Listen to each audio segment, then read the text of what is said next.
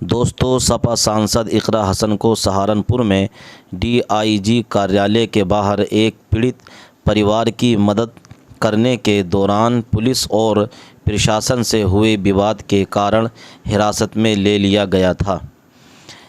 दोस्तों, सांसद इकरा हसन अपनी गाड़ी डीआईजी आवास के गेट के बाहर खड़ी करके पीड़ित पक्ष की बातचीत कर रही थी। पुलिस का आरोप है कि उससे रास्ता जाम हो रहा था और गाड़ी हटाने को लेकर पुलिस कर्मियों से और सांसद के बीच में कुछ अनबन हो गई, इसीलिए इकरा हसन को हिरासत में ले लिया गया। दोस्तों, वो जासाला गांव के रहने वाले 25 वर्षीय मोनू की हत्या हो गई थी। इस मामले में सांसद इकरा हसन पीड़ित परिवार के साथ डीआईजी आवास पहुंची थी। विवाद बढ़ने के बाद पुलिस से सुरक्षा और कानून व्यवस्था का हवाला देते हुए पुलिस ने कहा है कि हमने इकरा हसन को हिरासत में लिया। साथियों, इकरा हसन कैराना सांसद ने पुलिस और प्रशासन पर तानाशाही का आरोप लगाते हुए कहा है कि वे केवल पीड़ित परिवार की समस्या रख रही थी। इस घटना की सही तरीके से पुष्टि की जाए, जांच पड़ताल की जाए। अजीज साथियों, तो कुछ देर हिरासत में लेने के बाद इकरा हसन को अब छोड़ दिया गया है। देश भर में प्रोटेस्ट करेगी इसको लेकर और कह रहे हैं कि यूपी जो है वो जश्न मना रहा है, इस पर क्या कहेंगे? देखिए, जश्न बिल्कुल मनाएंगे क्योंकि इनके जो नापाक मंसूबे थे वो फेल हुए हैं। इन्होंने महिला बिल के आड़ में, जो बिल एक बार पास हो गया है, उसके साथ एक ऐसा अमेंडमेंट शामिल करके लाए जिससे ये अपने हिसाब से देश के इलेक्टोरल मैप को बदल सके और अपनी सत्ता को मजबूत करने के लिए ये कारनामे कर रहे थे। तो उसको हमने फेल किया, 2/3 मेजोरिटी चाहिए थी, तो उसके लिए हम खुश हैं क्योंकि ये जो डीलिमिटेशन है और सेंसस है, ये दो इतने पॉलिटिकली चार्ज्ड इश्यूज हैं जिसको इन्होंने महिला बिल के साथ जोड़ दिया है, जिसकी कोई आवश्यकता नहीं थी। महिला बिल, मैं आपके माध्यम से स्पष्ट करना चाहती हूँ, अभी भी इंटैक्ट है, it is still standing and we urge the government कि वो इसे लागू करें, जल्द से जल्द लागू करें। 29 में चाहे सीटें बढ़े या ना बढ़े, 543 सीट पे वो 33% आरक्षण दे, विपक्ष का एक भी व्यक्ति उनके खिलाफ नहीं होगा, हम सब उनका साथ देंगे। लेकिन उनकी नीयत ही नहीं है। वो चाहते तो वो 23 में पास हुआ था ये बिल सर्वसहमति से, सिर्फ 2 मेंबर्स कोई थे जिन्होंने इसके विरोध में वोट किया था, बाकी पूरा विपक्ष सबने साथ दिया था।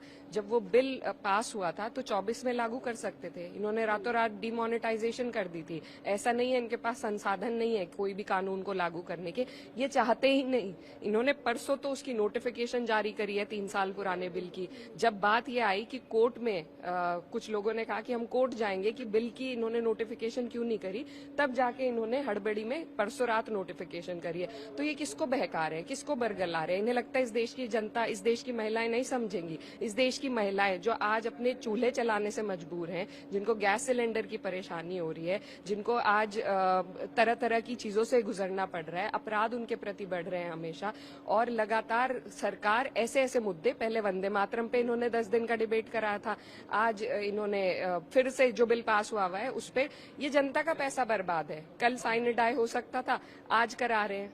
एक दिन में 9.5 करोड़ रुपए सदन चलाने का लगता है और बेबुनियाद बातों पे ये जो खर्चा कराते हैं। जब इस देश में महंगाई चरम पे है, जब इस देश के लोग जूझ रहे हैं, सिलेंडर नहीं मिल रहा लोगों को, तो तब ये बेबुनियाद एक नैरेटिव चलाने के लिए, जिसका कोई सर पैर नहीं है, जिस नैरेटिव का, उसके लिए करोड़ों करोड़ों रुपए इस देश की जनता के खर्च कर रहे हैं। इकरा, आपने देखा कि कल भी यहाँ पर बड़ी तादाद में जितने भी सांसद हैं उन्होंने अच्छे से प्रोटेस्ट किया यूपीए के खिलाफ, इंडिया ब्लॉक के खिलाफ। ऐसे में ये एक बहुत बड़ा चैलेंज हो जाता है कि आप लोग, आपका जो ये मैसेज है इसको लोगों तक कैसे पहुंचे?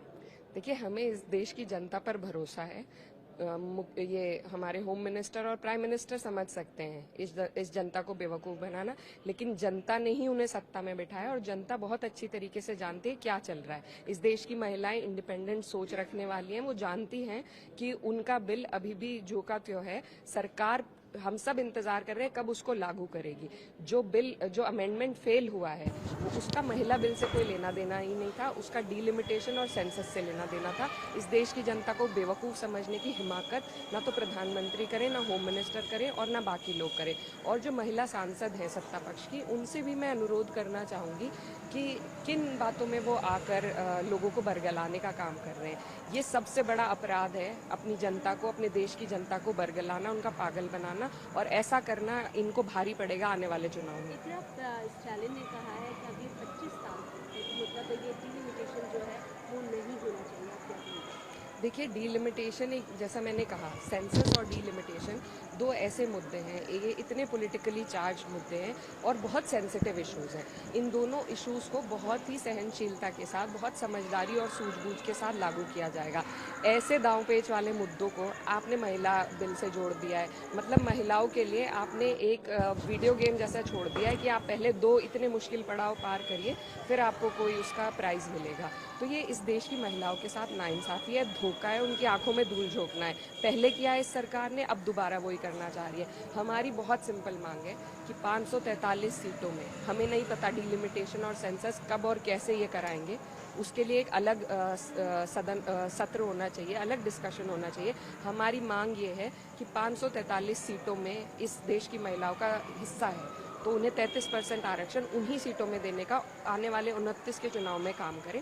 और अगर इसको पॉपुलेशन से जोड़ना है तो फिर हमें आधी आबादी कहा जाता है। एक वजह से कहा जाता है क्योंकि हम यहाँ आधी आबादी है, तो आधी आबादी, क्योंकि बचपन से मैं हॉस्टल में रही हूँ, तो जब भी घर आते हैं बचपन से ही, तो फरमाइशें पहले ही से ही शुरू हो जाती हैं कि ये चाहिए, वो बनना है, ये बनना है। तो आज भी ऐसे ही है, जैसे सर्दियाँ होते ही गन्ने की रस की खीर जरूर बनेगी, गुड़ डाल, वो रस और चावल वाला। जी जी जी।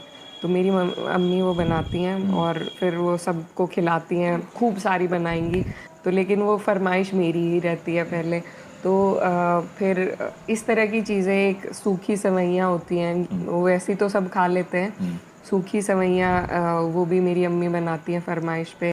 तो इस तरह की चीज़ें हैं जो मतलब पहले से ही, जिनका वक्त के हिसाब से, सर्दियों का ये है, सर्दियों में ये बनेगा ही, साग बनेगा ही, कड़ी मेरी अम्मी बहुत अच्छी बनाती हैं, उन्हीं के हाथ की मुझे पसंद है, पर वो कम ही मिलती है। तो ये चीज़ें हैं जिनको ज़्यादा पसंद करते हैं। लंदन की कौन सी चीज़ अच्छी लगती थी खाने में? लंदन की, वहाँ पे लंदन में मीठा काफ़ी अच्छा लगता था मुझे वहाँ पे। तो चॉकलेट नहीं हाँ जी, वो केक वगैरह और इस तरह की जो उनके बेक्ड आइटम हैं वो काफ़ी अच्छे रहते थे। बाकी खाना मुझे कोई ख़ास वहाँ का, सब ठंडा, सब बस एकदम उठाया और चल दिए वैसे वाला खाना था। तो हम लोग एक टाइम तो गरम खाना चाहिए ही चाहिए। तो कहीं एक हमारे वहाँ पे हरे कृष्णा वालों का वो भी रहता था बहुत, टेम्पल नहीं, ऑर्गेनाइजेशन वहाँ पे बहुत आती थी। तो वो एक दिन हमारे यहाँ वो लगाते थे स्टॉल, तो वहाँ पे भी मैंने खाया है। तो वो गरम गरम खाना मिलता था ठंड में, बिल्कुल बाहर पार्क में, तो उसका एक अलग ही वो था। तो गरम खाने की वहाँ बड़ी दिक्कत होती है, क्योंकि वहाँ सब वही सैंडविच खा लीजिए, ये खा लीजिए ठंडा। हमें आदत है गरम गरम खाने की, गरम रोटी, तवे से गरम आए, गरम सब्जी हो। तो एक वक्त तो कुछ ना कुछ